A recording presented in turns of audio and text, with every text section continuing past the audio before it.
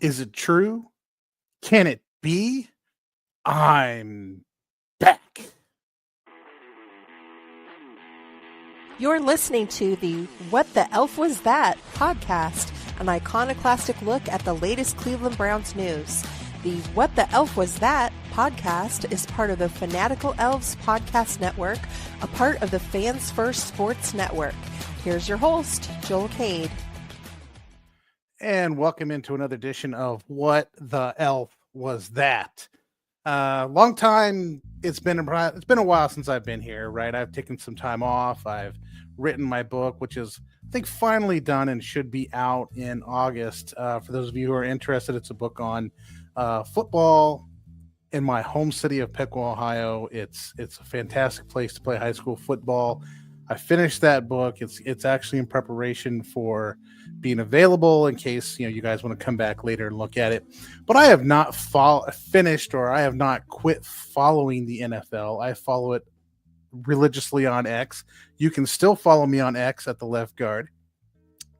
But I've been kind of meandering and thinking about coming back, but I came back because of the NFL draft. And the things that I see being said and done, and the questions the Browns face, the perennial question the Browns always face about drafting a quarterback, and thought I should just jump in here and give some 2 cents worth. And while I'm at it, why not start this back up? So for those of you who've listened before, you know the deal. This is me asking, what the elf was that when it comes to things going on in and around the league, the Ravens, because I hate the Ravens. We do our Ravens hate segment. We do our Browns news. We do our what's going on in the NFL segment. But, it's just a guy having some fun, hanging out. So anyway, let's start. I want to talk about the NFL draft, because if you follow me on X, you know that I've been having some quote unquote Twitter battles, X battles, if you will. And they seem to be centered around a couple people, but I think it's just because I think those people exemplify exactly what I think is wrong with NFL draft thinking. So I want to thank the Fans First Sports Network for letting me revive What the Elf Was That, and let's talk NFL draft. All right, so once upon a time, and this is going to be hard to believe, once upon a time, in a galaxy far, far away, a long time ago, NFL teams actually drafted players because those players could help them win football games. That was the thought process. NFL teams would come into the NFL draft and they would think about, hey, we need to win football games. What players can we pick that will help us win football games? And I know that's hard to believe nowadays, and it's hard to wrap your head around in the current landscape of NFL draft talk. And so I want to go through a brief history of how we got from let's go and draft players to help us win to whatever it is we're talking about today, because I think going through the history of this will help us to understand what the thinking errors are and why certain things make sense and certain things don't make sense. And if you're having a hard time wrapping your head around what everybody's talking about, you're about to find out why. So once upon a time, teams actually drafted players to win football games. Then in 1984, starting in 1981, but in 1984, Mel Kiper was hired by ESPN. And what did Mel Kiper do that made him so interesting? ESPN hired Mel Kiper because Mel Kiper was the godfather, if you will, of all these people we now see on Twitter who think they know what's going on. Mel Kiper was before Twitter, before X, before even the internet was invented. Mel Kiper was out there evaluating players on his own, watching tape, probably when it was actual VCR tapes, watching tapes and writing his own draft guide. Okay. So Mel Kiper is out there evaluating players, evaluating what he thinks teams' needs are or wants, and is trying to put together the very first mock drafts where an analyst, independent of any team, sits down and does one of two things. Either projects what he thinks that team will do. So pick 1, I think the Titans are going to take Cam Ward. Pick 2, I think the Browns are going to take Abdul Carter because we've lost our minds. Pick 3, the Giants are going to take Shedeur Sanders because that's what the NFL and the NFL media wants. This is what we think is going to happen, that the teams are going to do. The other way of doing a mock draft is to say, this is what I think should happen. And so this is when I come back and say, well, the Titans should probably take Cam Ward. The Browns should take Shedeur Sanders. The Giants should take Travis Hunter. And the Patriots, they get the sloppy seconds and have to take on all the injuries and whatever of Abdul Carter. So those are the 2 kinds of drafts that Mel Kiper would do. Pave the way for anybody moving forward on how to do mock drafts. Okay, good times, fun times. The next so now people, teams, are drafting players because they think these players are going to help us win. Mel Kiper comes along and is essentially second guessing everybody on TV on what they're taking. I know you think you know where I'm going, but I'm not. The next step in this history of the NFL draft is in Dallas with Jimmy Johnson. Jimmy Johnson comes along in 1990 and says there has to be an objective standard by which I can evaluate if I am getting good enough value or the maximum value for my draft day trades. So Jimmy Johnson creates, mind you, Mel Kiper didn't do this. Jimmy Johnson created a chart where you put in a point system. The first overall pick is worth X amount of points. The second pick is worth X amount of points. The third pick is worth X amount of points, with each pick becoming progressively less valuable than the one before it. Pretty simple, right? Well, Jimmy Johnson was the first person to do this. And so he was able in Dallas to have an objective standard by which to evaluate draft day trades or trades prior to draft day. If I'm offering you the 4th pick in the 4th round and the 5th pick in the 2nd round for the first pick, or the 3rd pick in the 1st round, is that a valuable trade? Is that a fair trade? Am I getting good value out of that trade? That's what Jimmy Johnson was able to put together for us. So when you're on the clock and you got Team X calling you up, Jimmy Johnson says, hey, I'm willing to offer you X, Y, and Z for A, B, and C. You pull out the Jimmy Johnson chart. These draft picks add up to this many points. On the other hand, these draft picks add up to this many points. Am I getting value in this trade for draft picks? That's a great innovation by Jimmy Johnson because it was the first attempt to objectify the draft process. Now, what Jimmy Johnson did to objectify the draft process was objectify the value of the pick. Round 1, pick 1 has a value assigned to it. That's the big innovation. Now we'll go to the thing that you guys think I'm going. 1994 NFL draft, which took place coincidentally on April 24th, 1994. There was a debate with the Indianapolis Colts and should they take a quarterback. The only quarterback on their roster was Jim Harbaugh, and Colts general manager Bill Tobin had drafted Jim Harbaugh in Chicago, and in the offseason has subsequently traded for Jim Harbaugh and was looking to build around Jim Harbaugh. Mel Kiper, on the other hand, had other ideas. His idea was that the Colts only have Jim Harbaugh on the roster. They need a quarterback, and you got Heath Shuler and Trent Dilfer available. So with the 2nd pick of the NFL draft, Bill Tobin of the Indianapolis Colts selects Edgerrin James. All right. Drafted a Hall of Fame player. Great. Mel Kiper doesn't like it because it wasn't a quarterback. The Colts wait their turn, trade back up after the Commanders had drafted Heath Shuler, come back up, and everybody was convinced that they were going to take Trent Dilfer. And they turn around and take some linebacker that nobody's heard of ever since. Out of the league in 3 years. Mel Kiper sits in that studio and says, this is why the Colts are the laughingstock of the NFL, and this is why they'll be picking in the top 5 next year, because they have a quarterback. They have one quarterback on their roster, and they're passing up on quarterbacks.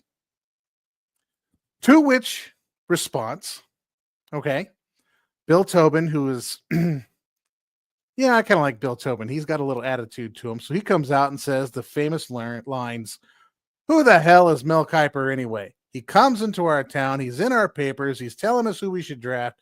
Mel Kiper's no more qualified to pick NFL players than my neighbor, and my neighbor's a postman." So then we have all the jokes. Okay. How much knowledge does Bill Tobin's postman have on the NFL? But here's a classic example of where, and this is what's the innovation part of this. The innovation, the change here of the draft comes when you have this clash between what the analyst thinks should happen and what NFL teams are trying to do with their teams. Okay? The team has an objective. The team has a plan. Mel Kiper doesn't know what that plan is. Mel Kiper doesn't know what those teams are trying to do. They're trying to draft players to fulfill their plan to win football games for the next upcoming season, which, by the way, just in case you wanted to know, that following season, the Indianapolis Colts were in the AFC Championship game with Jim Harbaugh, Edgerrin James, and that linebacker nobody heard of. But this blow up between Mel Kiper and Bill Tobin was just the crescendo, the apex of what had been a gathering storm for 10 years since Mel Kiper started at ESPN. And as Mel Kiper consistently critiqued, why are you doing this? Why you got to do this? You got to do this. Mel Kiper's interpretation of what a team should do is not always consistent with what a team is trying to accomplish. And then you have Mel Kiper lambasting these general managers on national television. You're going to upset people. It's going to happen. Okay, but moving on.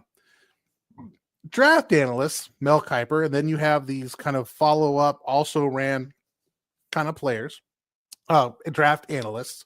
And I don't want to tear these people down. They do a great job, okay? There's a lot of people, I know some personally, that sit there and like watch all this tape and they learn all this stuff about football. They know tremendous stuff about football, and I don't want to take away from them, but Mel Kiper's the godfather, and I think most of them will admit we don't have anything if it wasn't for Mel Kiper. Now, past that time, the next great innovation in the NFL draft talk was when analysts look at Jimmy Johnson's chart and realize this is absolutely brilliant, right? We can assign a value to a draft pick. So what happens is analysts like Mel Kiper start to not only assign a value to the independent pick, they start assigning a value to the player. So I watch a tape of, for example, a player. That player acts and plays a certain way. Okay. He can run so far. He can run so fast. He can catch the ball. He's got certain techniques. And then you assign a label, a value to the player. That player's value is the equivalent of a second round pick between the range of picks 2 and 5. So now, not only you not simply just objectifying the pick itself, you're now objectifying the player. Okay. And then from that respect, you are now trying to match the player's value to the pick value. Think about that for a little bit while we take our break so our advertisers can make money off us.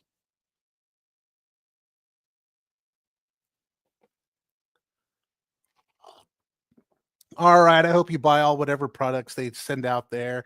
They keep us in business and may keep us rolling in the cash. So buy whatever advertisements, buy their services, go for it, do it. All right. So we left off talking about how NFL draft analysts had decided to objectify not just the pick and its value, but players, and the players are assigned a certain value, and they are attempting to match a player to a pick. The important shift in this respect, and it's a very subtle shift, it's an intelligent move, right? Wouldn't you want to say, here is my value for this pick? This pick holds X amount of points for a value, and I want to get a player that matches that value, right? I want to get the best player I can that meets the value of the pick. And if I'm really lucky, I can get a player whose value is higher than the value of the pick that I'm currently making. That's the ultimate dream scenario in this setup. Okay. So you're always trying to rank the picks versus the players. What players make sense at what picks? What picks can you use to reach and get players that are better? And the worst thing you could do, I've already used the word reach once, but the worst thing you can do is take a player whose value that you have assigned to them is less than the pick that you're picking them at. That's called reaching, and that's what you don't want to do. So we've created a scenario where not only are the picks commodities, but now the players are commodities in a giant, massive stock market of draft. The draft now becomes a massive stock market of how do I manipulate the draft, the picks, the players to get to a point where I maximize the total number of value as perceived by the objectification of picks and the objectification of players. All right. Inherent in that process is lost one important thing. What's lost is the idea that I am going to pick a player to help me win football games. Instead, I am picking players that match the value of the pick. And if you don't pick players that match the value of the pick, you have an army, a swarm of people that will get on social media, that will get on television, that will get on there and try to make you look stupid. So somebody in a position like a general manager wants to pick player X because they know player X fits their system and allows them to win football games, but can't take player X because player X's value is 5 picks below what they're picking at. So then what do? Do you trade back and hope that that player falls 5 more spots and pick them in a spot that's appropriate for their value? Or do you just take the player? If you take the player at that spot, then you get roasted. And no matter what happens with this player, you've essentially just lost because your reputation is getting taken a hit because you failed to manage and control and run the draft as a poker game. Okay, next great innovation. And I've kind of been talking about this. This is where teams now, not only are the analysts doing this, but now the teams have picked up on this game and they start evaluating players in terms of this player is worth this much, my pick is worth this much. How do I maximize this potential, this pick potential versus player potential? Can I make these two things match? Am I getting good value for that pick? Am I getting a player whose value is worth, if they're worthy enough, for the pick that I'm making?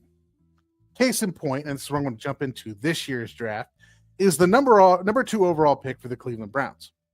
Analysts, maybe even teams across the league, have decided that Shedeur Sanders is the 25th player in the draft, thereby meaning he is worth round 1, pick 25 is his value.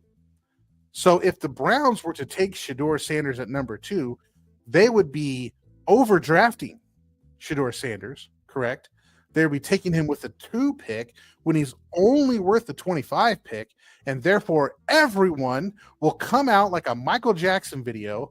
The living dead will come out of their crypts, come through the floorboards to lambast, smash, and destroy the Cleveland Browns organization. How dare they? How dare they? How stupid are these people to take a quarterback at number 2 when clearly the player who's worth the number 2 pick is the injured defensive end from Penn State, or the person who's worthy, whose value matches the number 2 pick, is Travis Hunter from Colorado. Long gone are the days of picking a player that helps you win football games. Now the criteria is simply, from analysts and GMs, the criteria is simply, does the player I've picked match the value of the pick in the slot I'm picking them in? Nobody would care, by the way, and this is interesting. Nobody cares. In fact, people praise the idea that the Giants with the third pick would pick Shedeur Sanders, even though he's ranked 25th. Everybody thinks it'd be a great pick. It's a perfect fit in New York, right? Nobody cares if the Saints at 9 pick Shedeur Sanders, even though he's only worth the 25th pick. Okay? Quarterbacks operate on a different scale, ideally, but not for everybody. There are people who say quarterbacks, you should never overdraft a quarterback. Those people who don't overdraft quarterbacks are probably always picking in the top 5. You should never, ever pick somebody whose value is not commensurate with the pick that you're at. So the draft has become, getting to my last phase of the draft, so the draft nowadays has simply become a kind of mix and match situation. Well, I have needs at quarterback, offensive line, running back, and wide receiver. But the number 2 overall pick and the people who are worthy, whose value matches the number 2 overall pick's value, are Travis Hunter and Abdul Carter, both of which who are projected to play defense. So then you have people out there who bought into this entire system that are saying, you have to pick Abdul Carter because Abdul Carter is the best player available, and Abdul Carter, now best player available meaning the best player who fits the slot that you're in. He's the best player available. Travis Hunter is the best player available. You need to take them and solve the quarterback problem later. Probably the next year when you're picking in the top 5 again, and then we'll have the same exact discussion about whatever quarterback you want isn't worthy of the number of the pick you're in, and therefore you shouldn't take it. This is how the NFL works. Now, if you want to win games in the NFL, you got to have a quarterback. I mean, this is kind of off topic for a second, but you have to have a quarterback. You have to. If you have a quarterback, you will win games in the NFL. It is what it is, right? Get your quarterback, get your players, get your surrounding supporting cast, go out and score points. If you score points, you will win games. Teams who score points end up in the playoffs. Teams that score points win up to the Super Bowl. Teams that score points win the Super Bowl. Okay? Defense comes in. If you can have a defense that's good enough to hold the other team to less points, then your offense is able to score. So if your offense scores 50 points a game, your defense only has to give up 49 a game to win. You following me now? I mean, offense here drives this league. All the rules are set up for offense. All the rules are designed for offenses to be successful. Your defense only has to be good enough to prevent the other team's offense from scoring more points than what your offense can score. So if your offense can score a high amount of points, your defense can be less good than another team's defense and still be successful. That's just the way the NFL works. Which leads us back to full circle. What are we doing in the NFL draft? And I get on X and I see all these people saying all kinds of stupidities. It lost in this whole history of the development of the NFL draft is just picking players to win games. But that doesn't mean we have to go back to pre-1981, pre-Mel Kiper, where nobody really has a clue, or nobody really, I wouldn't say it has a clue. The science of evaluating players isn't as sophisticated as it is today. We can, as NFL teams, and I say we, I just mean NFL teams can, go in and rank players, evaluate players, find those things that make people successful. But at the end of the day, the idea that we need to draft players so that we can look good in front of analysts and look good that we've matched our value to the pick that we have, the whole mentality that this pick has a certain expectation that a certain player would be picked there versus the player you pick. And if you don't make those two things work, that you are somehow a terrible GM is just ridiculous. The goal is to win football games on Thursdays, Sundays, and Mondays. Period. Let me say that again. The goal is to win football games on Thursday, Sunday, and Monday. The goal is not to win the draft. Okay? Teams that best manipulate the draft to make sure that every pick has an appropriate value on the player win the draft. Teams that win the draft don't always win on Thursday, Sunday, and Monday. The goal should never be to win the draft. The goal should always be to win football games. Now, some people will tell you, wow, the way you win football games is by winning the draft. Wrong. There's a reason why teams are always picking in the top 10. And the reason they're always picking in the top 10 is because they don't have a quarterback. If you don't have a quarterback, you're not going to win games. You could win every draft from here to the end of time and never get a quarterback, and you will always be picking in the top 10. And I'm sorry to tell you this, but you got to be smart enough to understand it. You have to have a quarterback. Let's look at the Cincinnati Bengals. They have a quarterback. Okay? They're going to win. They're going to win games. Will they make the playoffs every year? Not necessarily. Will they win the Super Bowl every year? Not necessarily. Will they win the Super Bowl at all? I'm guessing the Bengals will win a Super Bowl with Joe Burrow at least at some point. The cards are going to fall their way, and I think it's going to happen for them. The Browns need to be in a position to win a Super Bowl. Take the second pick, take a quarterback. If it doesn't work in 2 years, take another one. There's no rule that says that you have to take the one quarterback and stuck with him for 50 years. You're not stuck with him. We weren't stuck with Baker Mayfield. You're not stuck with Sam Darnold. You're not stuck with any of these guys that have moved on and on and on and on and on. You're not stuck with them. Just take them.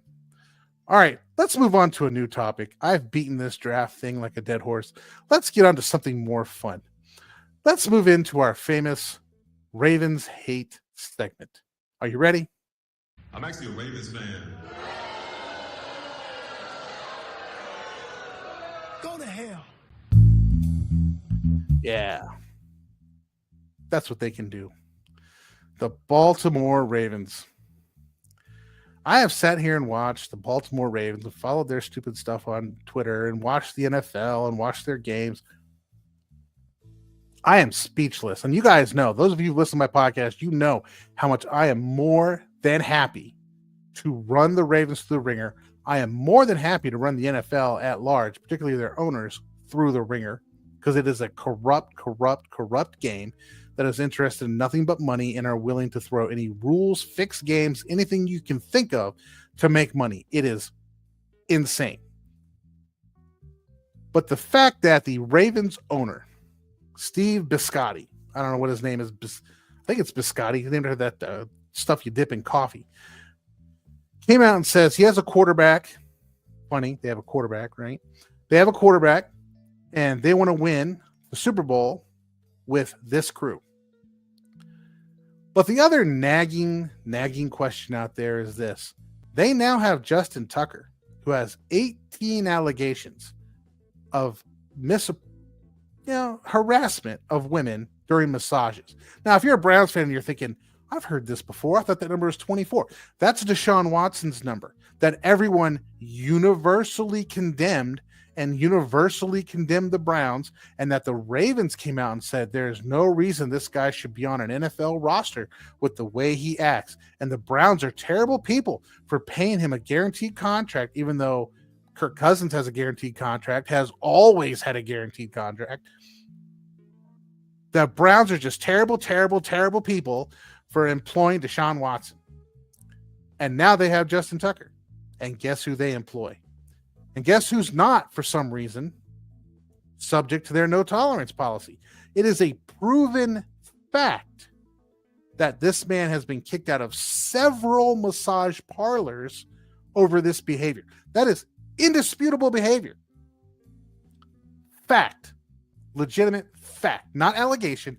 Fact that this man has been kicked out of several massage businesses for his inappropriate behavior. He's still employed by the Ravens. He's still collecting paychecks during the season from the Ravens. There's been nothing out of Baltimore about Justin Tucker. Nothing. Nothing. And their no tolerance policy, well, why don't you just ask Ray about their no tolerance policy? And you can pick which Ray you'd like to ask. You could ask Ray Lewis. You could ask Ray Rice about their no tolerance policy. Ravens are a joke, people. They're just a joke. They have made it clear what's important to them. Winning the Super Bowl is more important to them than their players harassing women in Baltimore. They've made their choice. That's what's most important. To my knowledge, Justin Tucker has not sought any kind of counseling, has not offered any kind of remediation, has not done anything to make anything right about his behavior, which is a stark contrast to what's happening with Deshaun Watson. I mean, Deshaun Watson may be a fool for other reasons, but he has tried to make this right by going through the process, serving the suspension, settling whatever he's got to settle, doing whatever he's got to do. And by the way, that whole thing with Deshaun Watson's a whole nother topic I've talked about, what stems out of Houston and Watson's desire to call out the owner for being, well, let's not get into this. So, which he's right, by the way, but we're not going to get into it.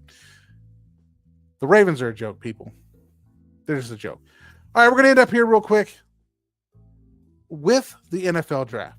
If you are just overwhelmed with they got to take the best player available, that is a symptom of value having to match draft pick value that has nothing to do, or very little, or even loosely tied to taking players that actually help you win. There once upon a time was a time when teams picked players to win football games.